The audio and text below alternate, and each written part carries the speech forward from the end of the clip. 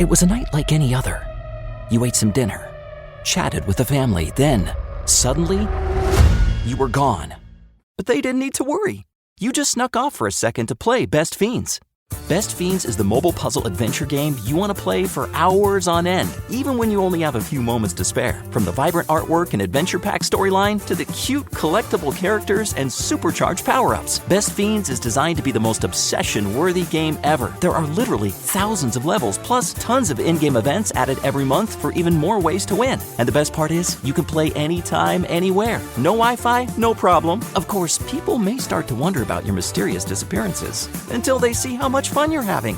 Download your new favorite getaway, Best Fiends, for free on the App Store or Google Play. You'll even get $5 worth of in-game rewards when you reach level 5. That's friends without the R. Best Fiends. Play Best Fiends. Download free.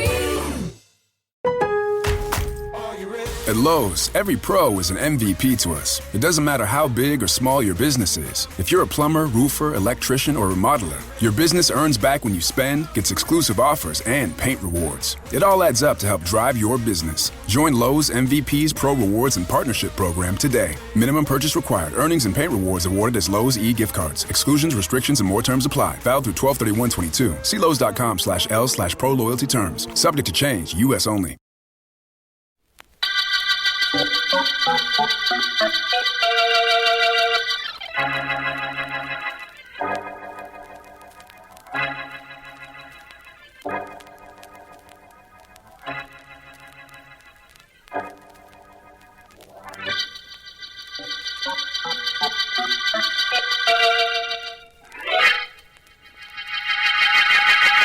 Finally, my dear Harold, finally. In a few seconds, you will learn why this mansion is so completely burglar-proof. I saw the men working on the wall, Mr. Simmons. They were finished with the masonry 2 days ago. Oh, yes, they were finished with the masonry. A wall 10 feet high now completely covers the front of this place of mine, and there is nothing but a cliff in back. But a mere wall and a cliff are not sufficient protection. I'm afraid I don't understand. You will, my dear Harold, you will. You are my caretaker, but your work will be relatively easy. Believe me, it will be easy. Oh, what's keeping those men? Keeping them from what, sir? From trying out the device they've installed. I can't imagine... Ah, hear that, Harold? Harold, you hear that? What is it, Mr. Simmons? It's an electric eye system, Harold. It's completely foolproof and burglar-proof. If anyone so much as approaches within 6 feet of any part of those walls, that alarm goes off. Nobody can get to me here, Harold. Ha! Nobody. Mr. Simmons, you've never told me who it is you were afraid of. Who it is? It could be any of a dozen people, Harold. Weak people. People who resented the fact that in the battle of business, I was successful, and they weren't. But now I'm safe, with you to look after me 24 hours a day. You can depend on me, Mr. Simmons. Indeed I do, Harold, and indeed I will. It's true I know nothing of your background, but you strike me as satisfactory. You look me square in the eye all the time. That's important. Besides, I'm used to taking chances on people. 5 years ago, when I first hired Betty Jarnes as my secretary, I knew nothing of her either. Miss Jarnes is very capable. Yes, and very lovely.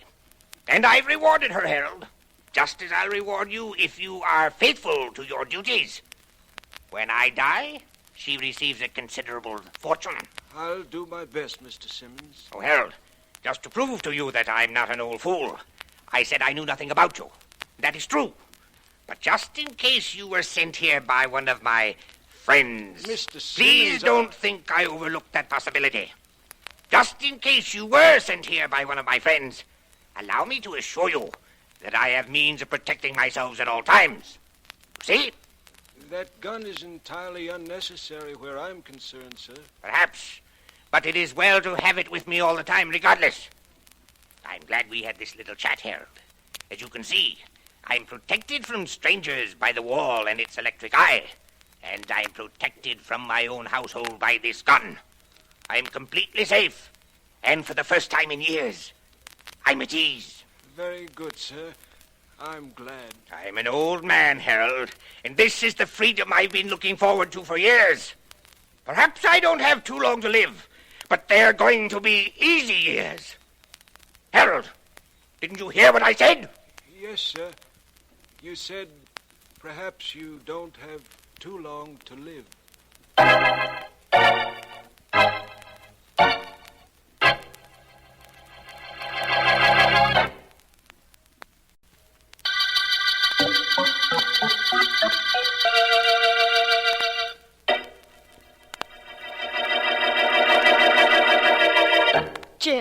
Jim, are you there? Hello, sis. I'm here. Why are you calling? I had to talk to you, Jim. So much is happening, and you're 1,000 miles away. Another gripe about that job of yours? Yes, it's still Mr. Simmons. He's unbearable. So why don't you quit? Why do you keep calling me up and complaining every week? Oh, no. No, I don't quit this job. Not with all that money I'm being left in Simmons' will. I'm sticking. Well, then what's your beef? He's moved out to a place in the country. There's a wall around the house. The windows are barred. And I've got to work there and live there. Well, what do you want me to do? I don't know. All I know is that this place is a prison. Gray stone, flat roof. Whew. Those barred windows and the wall, I feel like I'm in jail. Oh, if only something would happen to the old buzzard. Like what? Like realizing that you deserve a couple of days off a week so you can have a fling at living? That's not what I'm thinking, Jim. I was thinking that it looks like I'm going to be able to live only if Mr. Simmons dies.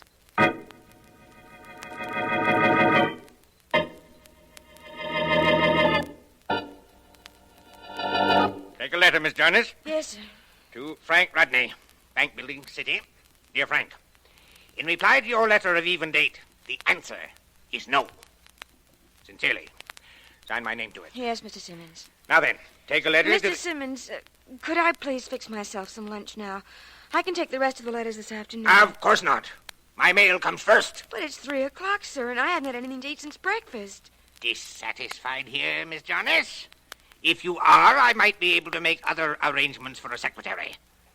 Of course, there are other changes that would be made at the same time. Changes affecting my will. Mr. Simmons, will you please forget about that will? That's all I ever hear from you. After all, I just wanted a sandwich. Is that so unreasonable? It is, inasmuch as I have other things for you to do. You know, Miss Jarnes, perhaps you've been with me too long. Take a letter to my attorney. Ask him to please be here tomorrow morning and to bring my will with him.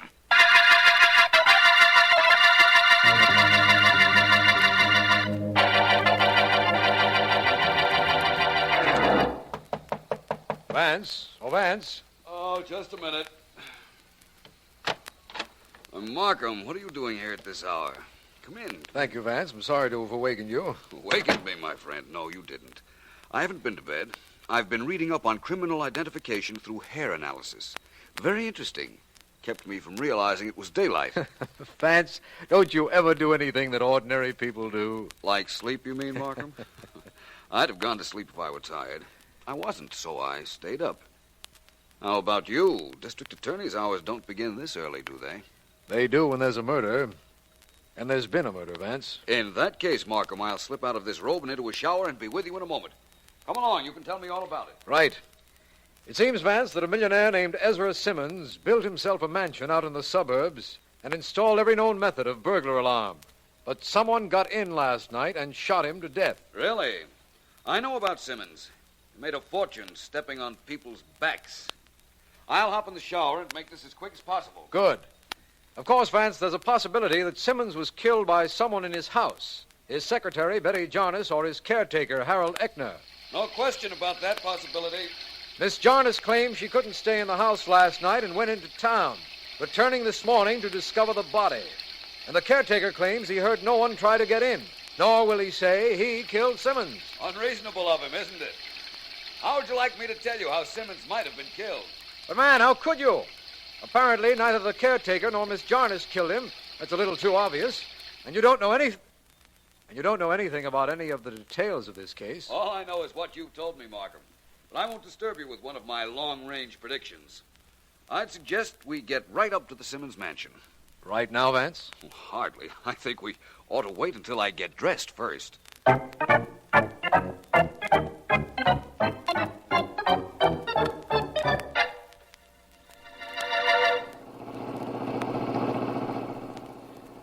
That's it, Vance. That's the Simmons house just on top of that hill. I see it, Markham. Large, isn't it? Quite. And that wall surrounding it must be 10 foot high with barbed wire at the top. Probably electrically charged wire. Mr. Simmons was well protected. Apparently not well enough protected, Vance. Somebody did get to him, remember? Yes, I most certainly do. And somebody most certainly did. Now, I guess I'd better stop here and wait for someone to... Now, what in the world is that? An electric eye system, I imagine. As soon as any object comes between the posts in front of the gate, those bells go off. Oh, of course. Here comes someone to open the gate. Caretaker, probably. Probably. I asked Sergeant Heath to let him resume his duties around the place until we got here.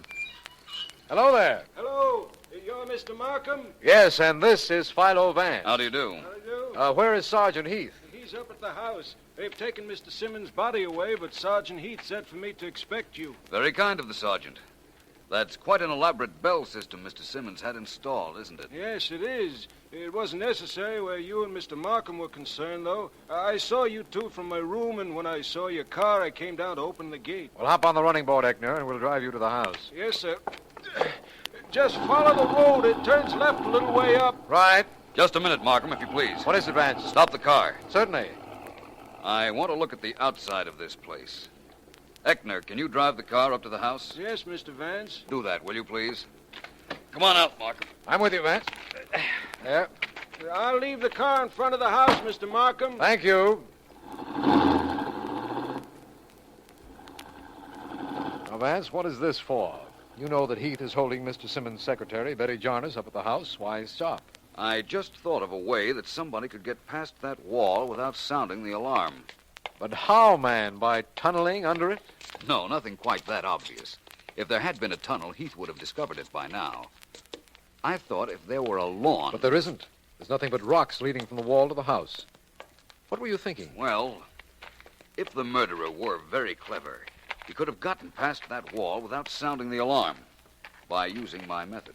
And that method was? By vaulting over the wall, using a pole. Of course, the murderer would have had to be an athlete, but that would have narrowed down our suspects. Yes. But nobody or nothing could land on these rocks. Well, I see our friend the caretaker's waiting for us at the door. Yes, he is. Oh, Eckner, where is Sergeant Heath? He's trying all the windows for clues, Mr. Markham. Will you come in, sir? Yes, we will. Thank you. Is this the library, Eckner? The living room, Mr. Vance. Miss Jarnes is in there waiting for you. Good. Come in with us, will you, please? Yes, sir. This is Mr. Markham and Philo Vance, Miss Jarnes. How do you do? Oh, how do you do? Hello, Miss Jarnes. I hope we haven't kept you waiting. You have. But does that matter any to you? Frankly, no. Now that your attitude is apparent. Miss Jarnes, who might have killed your employer? Almost anybody he formerly did business with. He was cordially hated by a lot of people. Including you. I hated him as much as anybody, I guess. But you continued to work for him. Oh, yes. Yes, I was a very faithful employee. Wouldn't you be if you were being left a lot of money by an old man? How much money, Miss Jarnes? I'd like to go up to my room, Mr. Vance, please. I have a headache. Of course. Thank you. By the way, Miss Jarnes, how much money was Mr. Simmons leaving you? How much? Yes. $1 million. You can say that again, Markham. Oh, Eckner, Yes, Mr. Vance. were you in Mr. Simmons' will, too? I've only been here a week. I see. Markham, walk over to the window with me, will you, please? Of course, Vance. What's on your mind? Tell you in a moment. Keep your back to our friend, Mr. Eckner, there, and listen to this. Mr. Eckner? Mr. Eckner! He doesn't answer, Vance. I'd better turn around and see if he's still there. Yes, he is. I just wanted confirmation of a theory, Markham. This one is correct, thank goodness. You see, the late Mr. Simmons went into an involved routine to have his home wired with gongs that would go off if an intruder approached. But all in vain. I still don't know what you're driving at, Vance. Don't you? Well, Eckner here, the man he depended upon to protect him in case those gongs went off, happens to be stone deaf.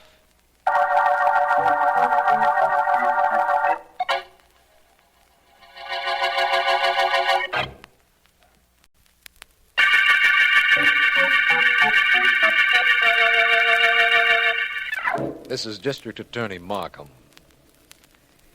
The $1 million murder case opened with the finding of the body of Ezra Simmons, much disliked recluse, despite all of Simmons' efforts to protect himself. Suspects include his secretary, Betty Jonas, and a caretaker, Harold Eckner, who, Vance has discovered, is stone deaf. At noon of the day following the murder, Joseph Hargrave, Simmons' lawyer, arrived at the mansion. All of us, Vance, Miss Jonas, Eckner, and I, are gathered in the library to hear him read the will he has brought.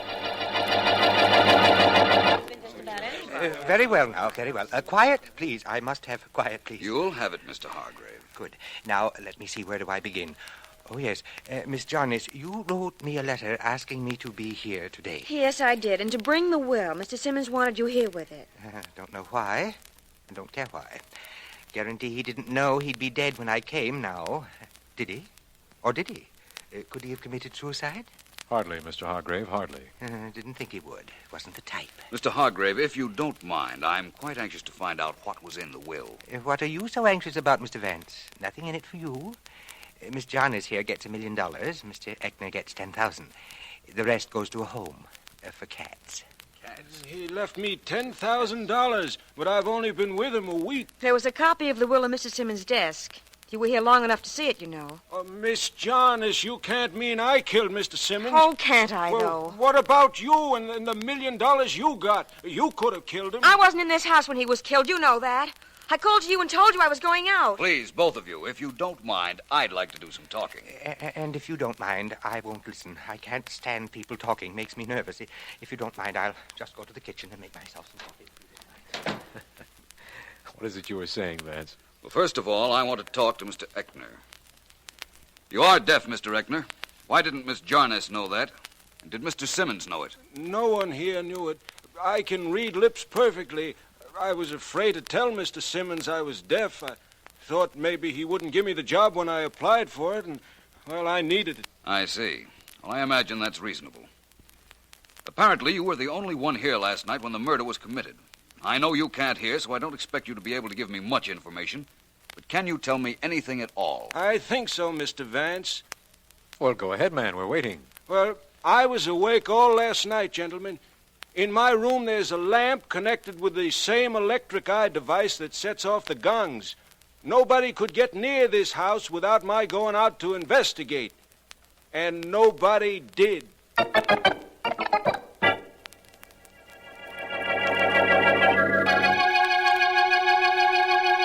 Hello. Hello, is that you, Jim? Betty, honey, how's my favorite sister? I've been trying for 15 minutes to get you on the phone, Jim. How soon can you get here? What do you mean? Jim, Mr. Simmons has been murdered. And Philo Vance thinks I did it. You've got to get here right away. Yeah, okay, sis. I'll hop on a train in a half hour, but it'll take time. 15 or 16 hours, maybe longer, if I don't get a fast train. Fly in, Jim, please. Betty, you know I can't fly. Oh, I'm sorry, Jim. I forgot for a second. Of course you can't fly. We'll take the train, but hurry. I need somebody on my side, Jim. It's got to be you. Yeah, don't worry, honey. They aren't going to kick my kid sister around. I'll be there first thing in the morning. Where are you now? I'm at the Simmons house calling from the hall. Oh, hurry, Jim. Please hurry. Hang on tight, kid. I'll be there. Bye. Goodbye. Why couldn't you fly, Miss Jarnes? Oh. I didn't mean to startle you, and I certainly didn't mean to eavesdrop. But apparently I've done both, so I might as well take advantage of this situation. Why can't your brother fly here? He cracked up flying a plane about 5 years ago. He won't go into a plane. But what excuse does that give you to listen to my conversation? Miss Jarnes, believe me, I have no excuse. But I do have a reason. There's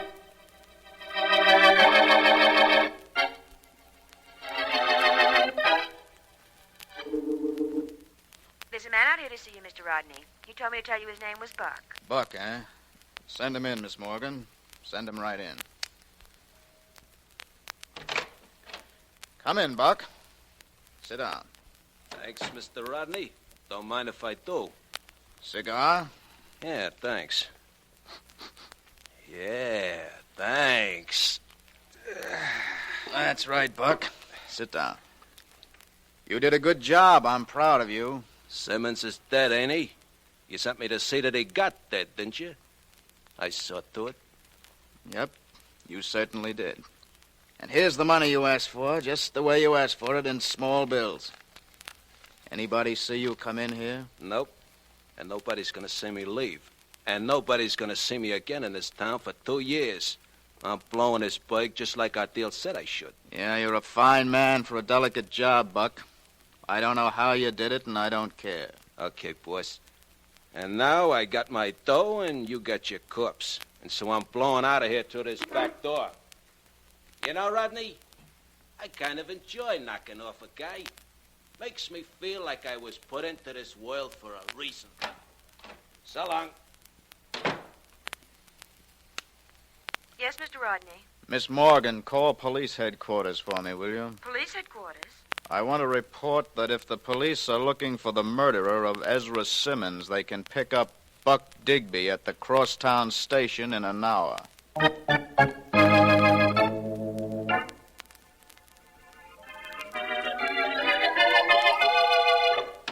Hi, Markham. Ah, there you are, Vance. Glad you got here. Where have you been? Doing a little investigating, Markham. I knew I could leave you here at the Simmons mansion with complete confidence that if anything turned up, you'd let me know about it. Something has turned up, Vance. 2 things, in fact. One of them is that Miss Jarness' brother has arrived from out of town this morning. What's the other? How did you know? Oh, you'll have a reasonable way, I know, so let's skip that. The other thing that turned up is that we picked up Mr. Simmons' murderer. I beg your pardon. We got a tip that Buck Digby killed Simmons and was about to leave town. We caught him at the station, and of course he denied everything, but we're pretty sure it's he. Are you, Markham? Yes. Has he told you how he succeeded in getting into this house despite the wall, the electric eye, and the barred windows? Well, no, he hasn't. He probably won't either, Markham, because the chances are he didn't kill Simmons despite your tip. I think I know who murdered Ezra Simmons, Markham. And believe me, it isn't Buck Digby.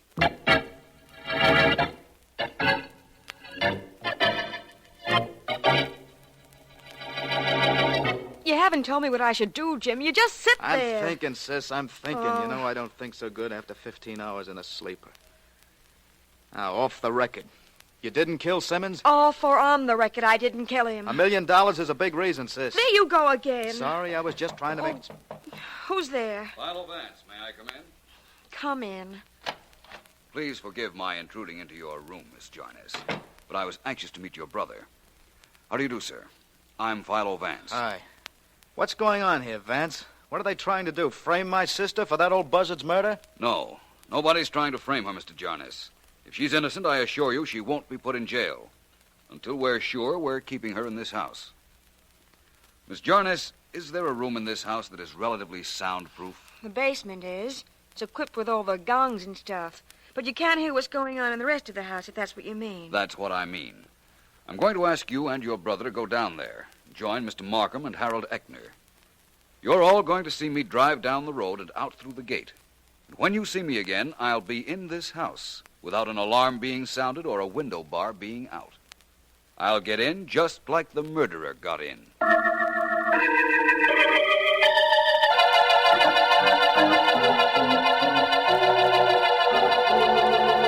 Vance has been gone over an hour. I can't understand what's keeping him. I can, Mr. Markham. He just couldn't get in here without sounding those bells. How could anybody? Nobody could, Jim. I went over the plans with the company that installed the electric eye.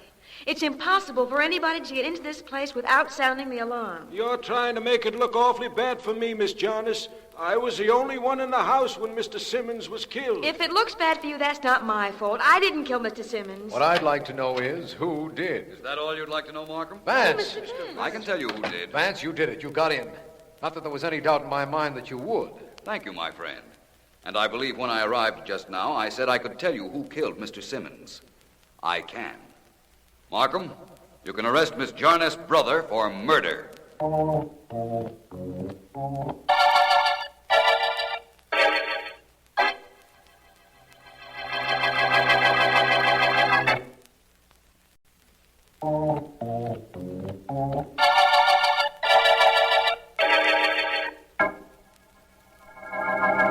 this requires a lot of explanation, Vance.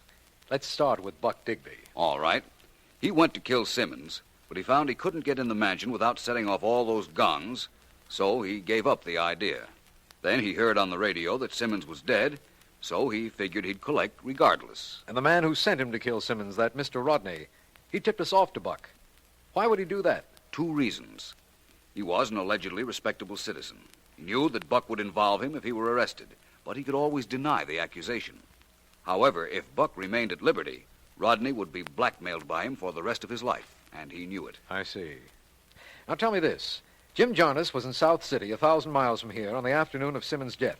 He was afraid to fly, yet you claim he was in this house at midnight in time to kill Simmons. That's right. He was afraid to fly, Markham, but he flew just the same. But he couldn't have flown a plane over the wall and landed on those rocks outside. Nothing could land on them safely. Yes, I know, Markham. But Jim flew in from South City in about 4 or 5 hours. And then he rented a helicopter from a flying field about 10 miles down the road. How do you know that? I rented one there myself a little while ago. Those helicopters are wonderful. They can land on anything, including the roof of the Simmons house, which is where I landed. You know how flat the roof is. Yes. So that's how you got into the house without the alarms going off. That's right. I landed on the roof, opened the skylight, and came down as nice as you please. Oh, Vance. The man at the flying field described the man who had rented a helicopter the night of the murder, and so I knew who our murderer was. Well, I'll be darned. What about a motive, Vance? Well, Markham, wouldn't you like to have a sister, your only living relative, who had $1 million? Yes, I would. One more thing, Vance. Everything logical pointed to the fact that this was an inside job, that Simmons was killed by either Miss Jarnes or the caretaker. Why were you so sure it wasn't? Because, Markham, we know Miss Jarnes wasn't at the mansion the night of the murder. But the caretaker didn't know that. She probably called up to him that she was leaving, but don't forget, he couldn't hear. Oh, I understand now. He'd never have tried to murder Simmons thinking Miss Jarnes was in the house, and he never knew she'd left. Right. That the end of your questions, my friend? The end of my questions, Vance, and the end of the $1 million murder case.